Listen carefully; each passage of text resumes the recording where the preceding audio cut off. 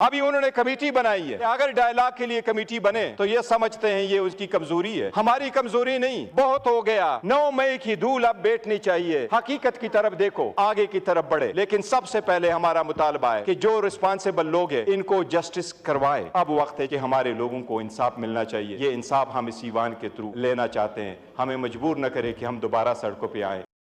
अब ये जितने न्यूज़ चैनल्स हैं ना, उसके ऊपर आप ये देख रहे होंगे कि इस वक्त प्रोग्राम्स, जहाँ तक मुझे उम्मीद है, वो इसमें हो रहे होंगे कि बैरिस्टर गौहर ने मुज़ाकरात के लिए और हुकूमत ने मुज़ाकरात के लिए हामी भर ली। दिस ऑल रबिश, ये कुछ नहीं होने वाला। ये हुकूमत मर मिट भी जाए, तहरीक इंसाफ से मुज़ाकरात की गेम तो कर सकती है, गोली भी करा सकती है। मुज़ाकरात कर नहीं सकती, क्योंकि इस गवर्नमेंट को पता है कि अगर मुज़ाकरात का ज़रा सा पहलू ये है ना कि इमरान खान बाहर आ जाए या तहरीक इंसाफ के ख़िलाफ़ हुकूमत का प्रेशर कम हो जाए, इसका मतलब है ये तो फारिग है बाय ऑल मीन्स। दूसरी बात, ये मुज़ाकरात कामयाब इसलिए हो सकते हैं क्योंकि असल पार्टी इसके अंदर शहबाज शरीफ साहब की गवर्नमेंट नहीं है। वो मामला 9 मई का हो या मामला कुछ और हो, असल जो स्टेक होल्डर है, जो जिसके पास पावर है, जिसके साथ और इमरान खान चाहते भी हैं करना बात, और जिनके पास ये ताकत है कि वो चीज़ों को मूव कर सकते हैं, वो है इस्टेब्लिशमेंट।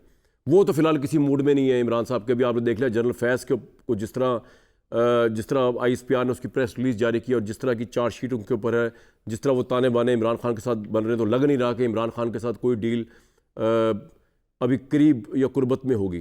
तो ये सब ड्रामेबाजी कि वो कह रहे हैं जी हम, बैरिस्टर गौहर कह रहे हैं कि हम तो ये मुज़ाकरात के लिए तैयार हैं, गवर्नमेंट भी कह रही है हम भी तैयार हैं। कुछ इसमें से कुछ नहीं निकलना जो भी है सिचुएशन में। ये सिचुएशन जो है ये आइन और कानून से अलग रह के है। मैं बालातर भी नहीं कह रहा, अलग है, पावर पॉलिटिक्स है। इसका कोई ताल्लुक नहीं है कि आइन क्या है, कानून क्या है, और दुनिया में ये यूनिवर्सल कॉन्सेप्ट है। या आप औरंगज़ेब से स्टार्ट कर दें या आप पीछे अशोका से स्टार्ट कर दें, power politics power itself is the highest goal, is the highest principle. उसको ज़रूरत नहीं होती है मोरालिटी वगैरह की, दूसरी चीज़ों की, कि जी लॉ, रूल ऑफ लॉ, सबसे बड़ा रूल ऑफ लॉ पावर है और वही चलता है और उसी पे फैसला होगा। यहाँ पे देखना ये है कि कौन मुज़ाकरात ठीक कर जाता है, कौन डील सही मार जाता है। वन फाइन मॉर्निंग पता चले आपको, जिस तरह बेनज़ीर साहिबा या जिस तरह नवाज शरीफ साहब डील हो गई थी इस्टेब्लिशमेंट, इमरान साहब भी कर लें, मुझे नहीं पता करेंगे, लेकिन मुझे तो अभी इसके अलावा कोई रास्ता नज़र नहीं आ रहा। मोहम्मद ज़ुबैर साहब, जावेद लतीफ़ साहब, सेनेटर फैसल वाडा साहब हमारे साथ मौजूद हैं। तीनों ही बागी हैं अपनी अपनी पार्टीज़ के। शायद मियाँ जावेद लतीफ़ साहब तो ऑफिशियली ना माने, लेकिन वाडा साहब ने तो खैर अपनी पीक पे, जवानी पे, जब जवान थे ये तहरीक इंसाफ पे, इन्होंने छोड़ दी, ज़ुबैर साहब ने छोड़ दी, और मियाँ जावेद साहब ठंड पड़ गई। अब तो जनरल फैज़ का आप कह रहे थे ना कि ये सहूलत कार है, इसको फैसिलिटी मिलती है, वो पकड़ा भी गया, उस पर फ़र्द जुर्म भी आयद हो रही है, उसको कोर्ट मार्शल भी हो रहा है। खुश हैं अब आप? बिल्कुल नहीं, अभी भी खुश नहीं है। देखें, कामरान शाहिद साहब, किसी की ज़ात से दुश्मनी थी, किसी नाम से दुश्मनी थी। इख्तलाफ किस बात पे था? इख्तलाफ ये था कि आप अपनी पावर को मिसयूज़ कर रहे हो, आप किसी के सहूलतकार बने हुए हो और कोई इसका सहूलतकार बना हुआ था।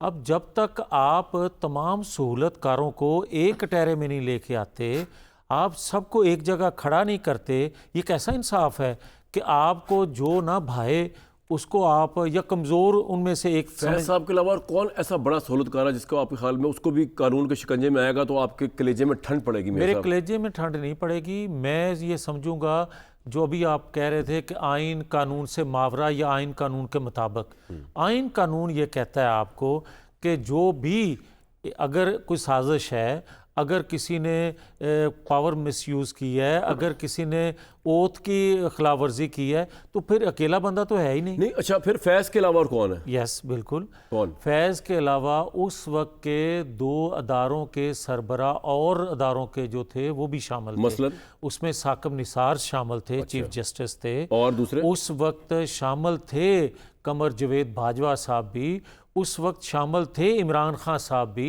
ये कैसे इमरान खान ऑलरेडी टंगे हुए ना अंदर, उनको तो छोड़े ना, तो ना उनका साथ हो रहा है। ना मेरी इमरान खान के साथ नहीं हो रही है ना, बिल्कुल नहीं।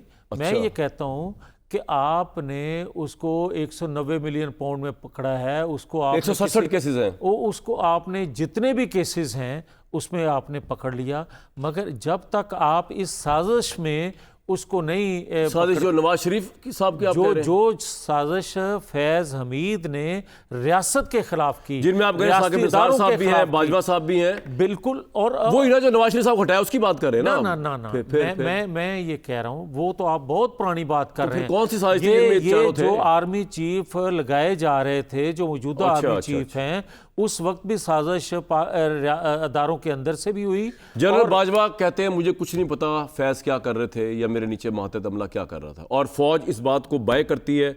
फौज कहती है कि जनरल बाजवा का कोई रोल नहीं है हमारे खिलाफ साजिश में। तो फिर आप कौन है फौज को बताने वाले कि जनरल बाजवा को टांग दें? चलें, अगर मैं ये बात मान लूं जो आप कह रहे हैं बकौल कमर जावेद बाजवा के, बकौल अदारे के, एस्टैब्लिशमेंट के, तो मैं ये कहता हूं कि मुझे कोई ये समझा दे कि फैज़ हमीद ने ये साजिश सिर्फ और सिर्फ अपने लिए की है।